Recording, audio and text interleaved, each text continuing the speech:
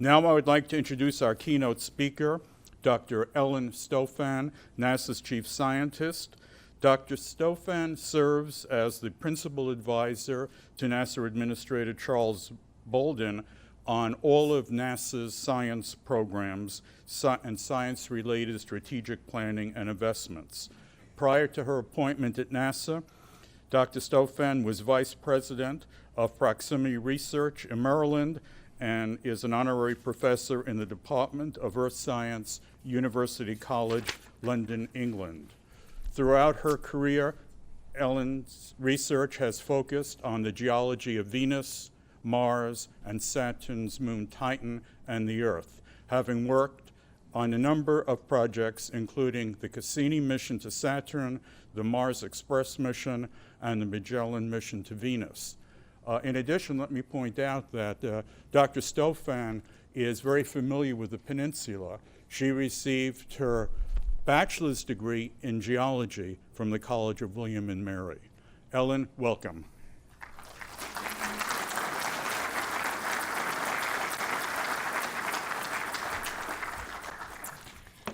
Thank you very much. It's really a pleasure to be here today. Let's see. And to be talking at this anniversary, and thank you, Dave, for hosting us here at Langley today.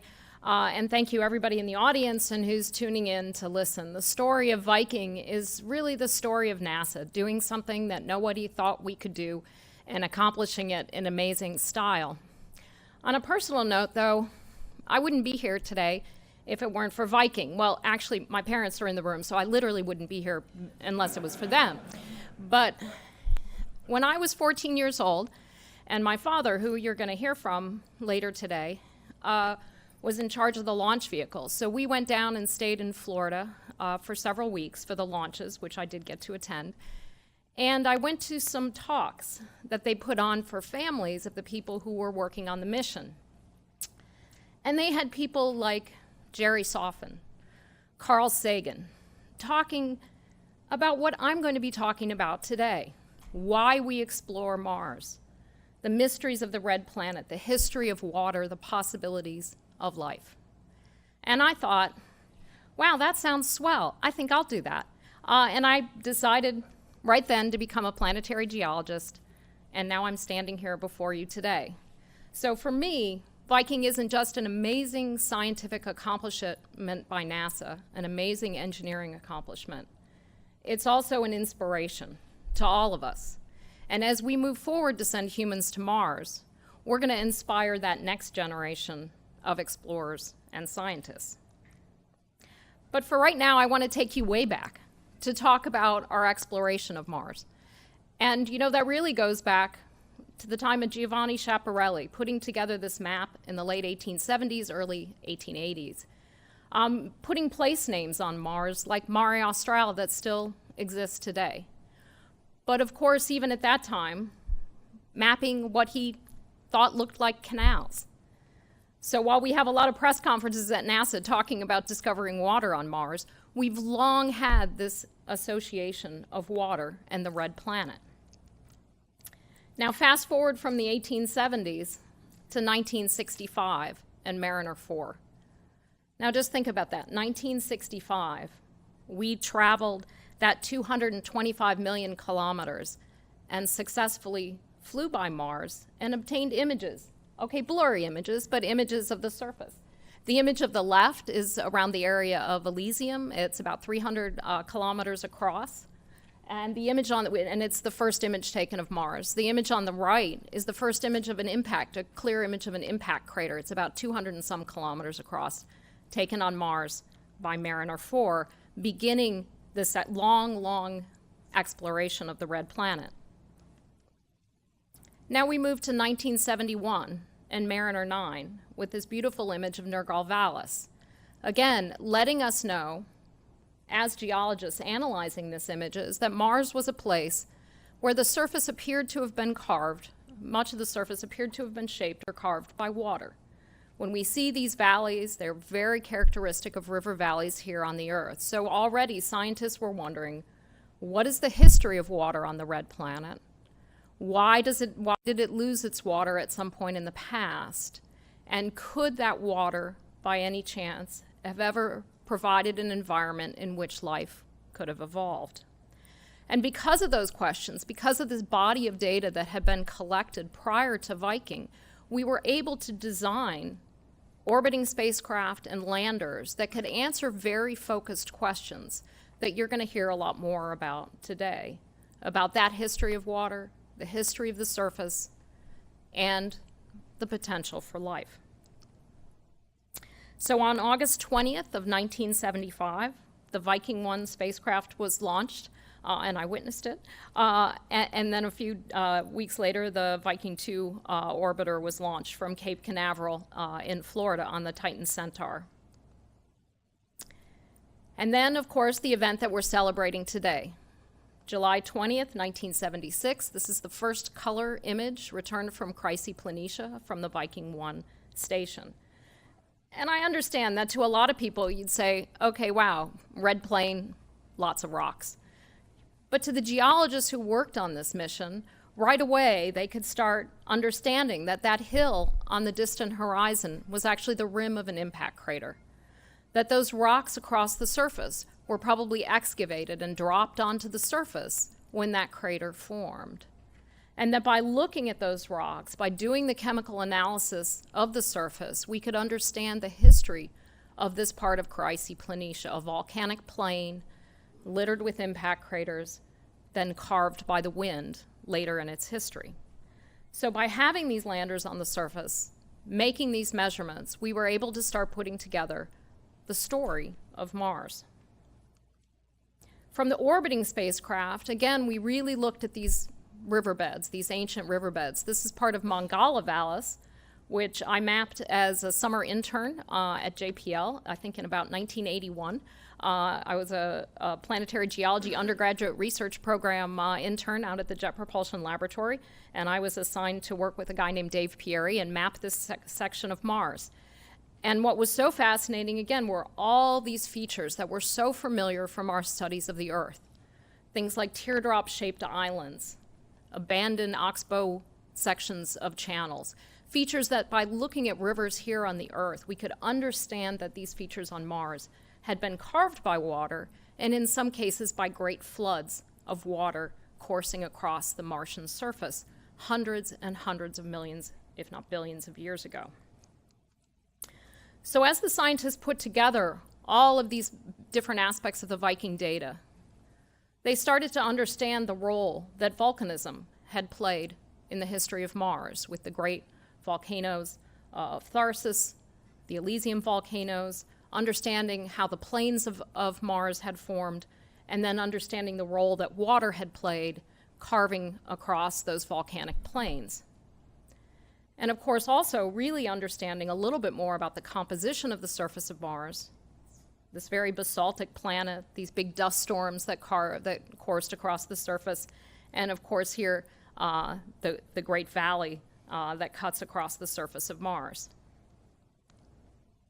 Now, many years later, it's amazing to me that we can literally look at the Viking landers. This is the Viking 1 lander, the Thomas Much Memorial Station, and this is an image that was taken by our HiRISE spacecraft in 2006, where it's a little hard to see on this image, but you can see actually not just the lander, but the back shell and what we think is the parachute and the heat shield, even up there in the upper right corner of the image. The same is true. HiRISE has also imaged the Viking 2 lander site in Utopia Planitia. This is the Gerald Stofan Memorial Station. And again, not just finding the lander, but all the bits that came off in the process of landing. So this allows us to take these very detailed chemical measurements that were made at the surface by the Viking landers and put them in a much broader context. And in fact, in general, that's what the Viking mission allowed us to do. It allowed us to look at all of Mars and put it in what we call a geological context. Now, this image probably doesn't mean a lot to a lot of people in this room or who are watching, but to a geologist, this is everything. And this is the compiled geological map that was put together of Mars by people like Ron Greeley, John Guest, Ken Tanaka, Dave Smith, who mapped from the Viking orbiter data, produced a geologic map of the entire surface of Mars. So to a geologist, all of these colors are basically telling us what rock layers formed when. It's allowed us to create a history of Mars, and by counting impact craters on the different units in this geologic map, we are able to put time to that story so that we understand what happened when in the history of Mars. This is the detective's guide to Mars. It allows us to say, we understand the history of the red planet. And again, all of this was done based on Viking orbiter data, really allowing us to understand the history, the overall geologic history of the red planet. But of course, that's not the end of the story, because every time NASA flies a mission to another world, and sometimes the engineers and maybe some of our stakeholders get frustrated by this, we end up with more questions than we had when we formulated that mission. So this Viking map, the Viking data, the Viking chemical results from the landers, that wasn't the end of the story, that was the beginning of the story, because that allowed us to formulate more complex questions. Okay, there was water on Mars, but when exactly did that water flow on the surface? How long did it stay on the surface? What was the chemistry exactly of that water? Was it acidic? Was it basic? Would it have been conducive to the evolution of life? So all of these questions, the Viking data allowed us to formulate them, and then allowed us to design future missions to Mars, which we've been operating since. And that video gave you a good sense that we saw earlier, gave you a good sense of some of what's gone on afterward. Right now on the surface of Mars, we have two rovers operating, the Opportunity rover and the Curiosity rover, moving across the surface of Mars, making measurements, trying to, again, get at those very specific questions about the history of water on Mars that the Viking mission allowed us to formulate. And you're going to hear a lot more about the results, especially from Curiosity, later today. So it really has been about following the water.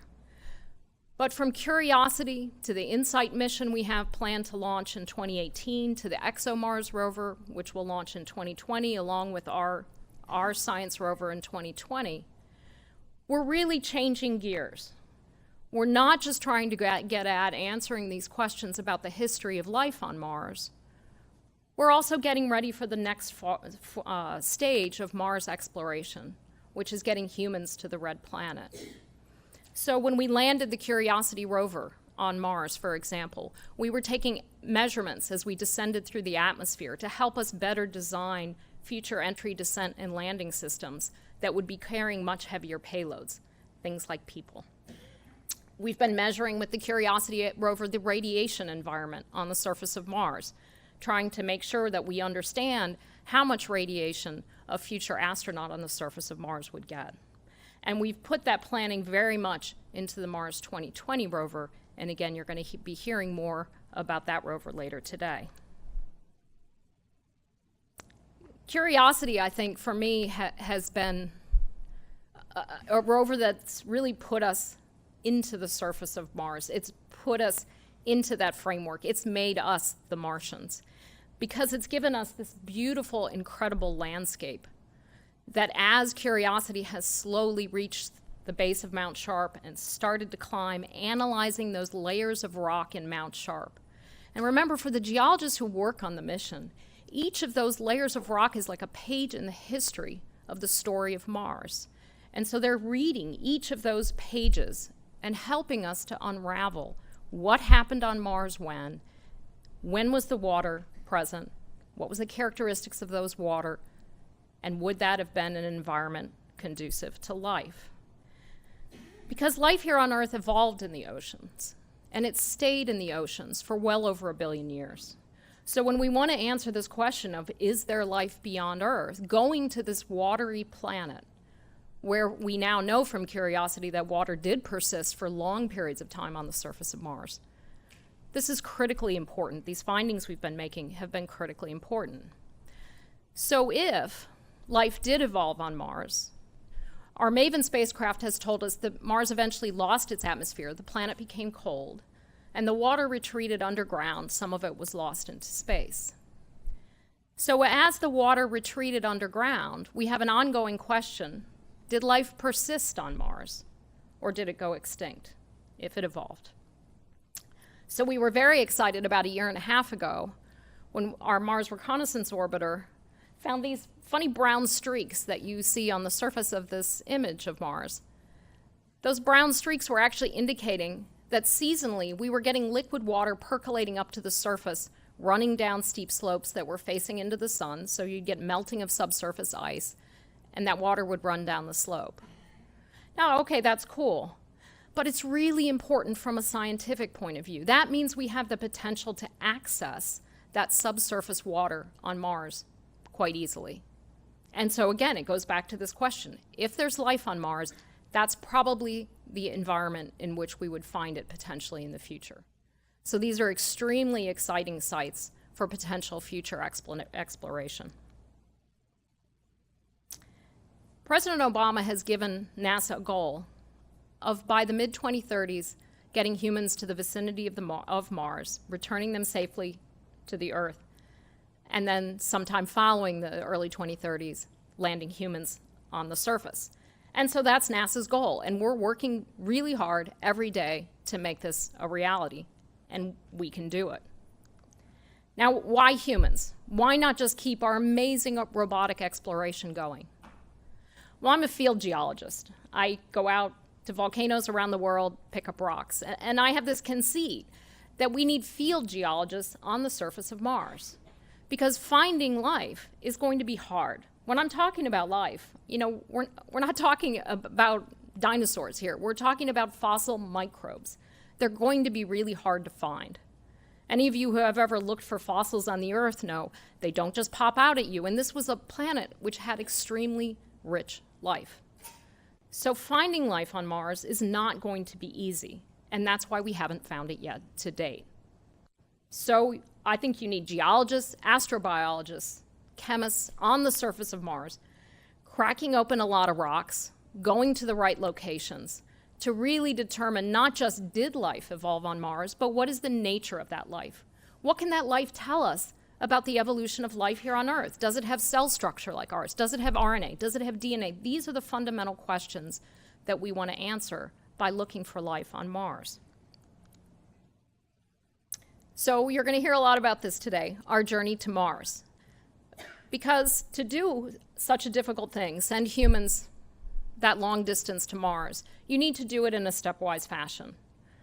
So we are working right now on the International Space Station. In the mid-2020s, we'll move out to the vicinity of the Moon, and then on eventually to Mars by the early 2030s. But obviously in the meantime, we're not stopping exploring Mars.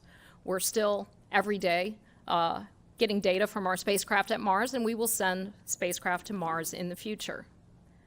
And the road to Mars really does begin at the International Space Station, and I'm going to talk a little more about this later this afternoon. Because to me, one of the hardest parts of getting humans to Mars is coping with microgravity. And that long 7 to 8 month journey back, or to Mars and then back, is a long time for humans to be in microgravity. And that's why Scott Kelly's one-year mission has been so important, and that's why the work that we do every day on the International Space Station is so critical to getting to Mars. But to some extent, we also need to step back and say, what do we already know how to do? We know how to get spacecraft to Mars. We've landed on the surface of Mars 8 times.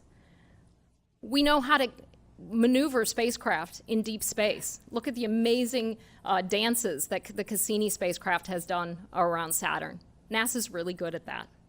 We've learned about entry, descent, and landing on Mars, but with much smaller size payloads. We need to ramp that up.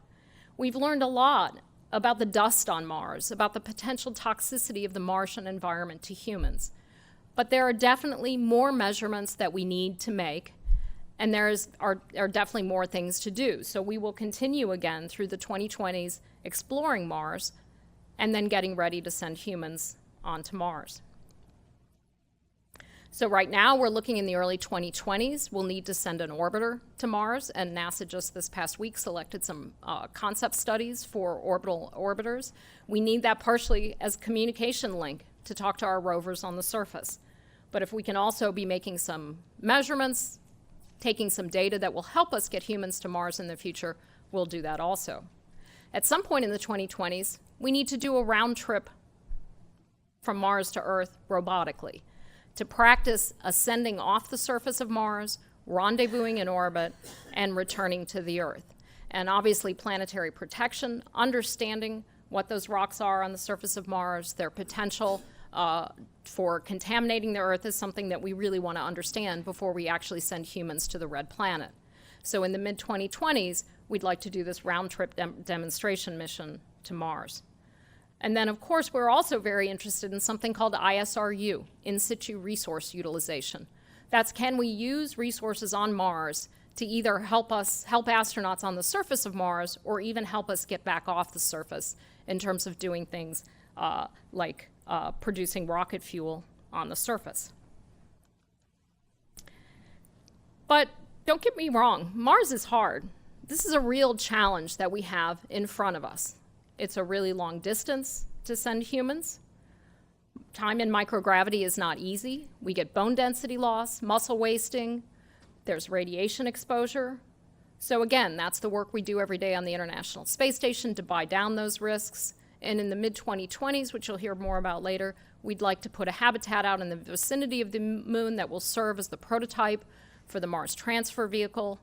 And we'll do more research to understand that long-term effects of mixed field radiation, which is what you get out in cislunar space. You get a combination of radiation coming from the sun, which we're very good at shielding against, and you get radiation from galactic cosmic rays, which we have a very hard time shielding against because they're such energetic particles. There's a huge comm delay at Mars. You have up to about a half-hour comm delay. Now, obviously, that's hard operationally if you have humans on the surface, where we're used to on the International Space Station being able to talk to the astronauts anytime we want very quickly. But it's also actually hard for astronauts' mental health. Just think, you want to talk to your family. Your family on the Earth says hello. An hour later, they hear, what? So this whole issue of the long-distance communication, how we accommodate that from the astronaut's point of view, from an operational point of view, is something that we need to work on. Of course, we need to get cargo to Mars, so there's the aspect of that. We come in very fast. Right now, we don't know how to land very large payloads on Mars, but we're working on it. And this whole issue of, can we use Mars resources, for example, to manufacture rocket fuel? The first step toward Mars, you're going to really see, the first step is always going on the International Space Station. But in 2018, we're going to take a giant step forward. And that's when we're going to launch for the first time without a crew the Space Launch System, our new rocket that we're building to get humans out beyond low Earth orbit, with the Orion capsule on top. That first mission will just go out around the moon, orbit, come back, descent, and land back on the Earth. But this will be an incredibly important milestone. We need that heavy lift launch vehicle to move humans out beyond low Earth orbit, where we've been now for so long. So every day, we're working on the technologies that we need to go to Mars, things like solar or electric propulsion, things like how do we decelerate in that Mars thin atmosphere. How do we live on the surface? We look at prototypes for how we might rove with humans on the surface, how we might have habitation modules for humans on the surface. How do we feed astronauts on the surface of Mars or on these long space journeys? We're working on these technologies every day at NASA. But I really wanted to come back to the point that when we're doing this, when we're preparing for this journey to Mars, it's the people of NASA who are working on these technologies. It's the people in our contractor families. It's our international partners. It's the private space sector that we partner with. It's all of these people who are doing the hard work, who are dedicated, who really believe in this vision of getting humans to Mars in the early 2030s. So it made me reflect back on, it was the people of Viking. You're going to hear a lot about cool data today. You're going to hear a lot about the amazing findings we've been learning about from Curiosity, what we're going to do in the future. But it all really rested on those people of Viking who built the launch vehicle, who built the spacecraft, who designed the instruments, and who interpreted the data. Because as an agency, a lot of the times we talk about our stuff, our rockets, our spacecraft, but it's the people behind all those things who are really accomplishing these amazing things. So today really is all about the evolution of a Martian. From those early days in 1965 with Mariner 4, all the way through Viking up to the present day and our Curiosity spacecraft and our vision of getting humans to Mars in the early 2030s. It's this path that we're on. And again, Viking was such a critical hinge point in that of really allowing us to see Mars was a wet planet, water was present for long periods of time on the surface, and Mars has the potential, more than any other place in this solar system, of helping us to answer this question of are we alone in our universe? And we now know from all the data that we are on the verge of answering this question, and we will get humans to Mars in the 2030s. Thank you.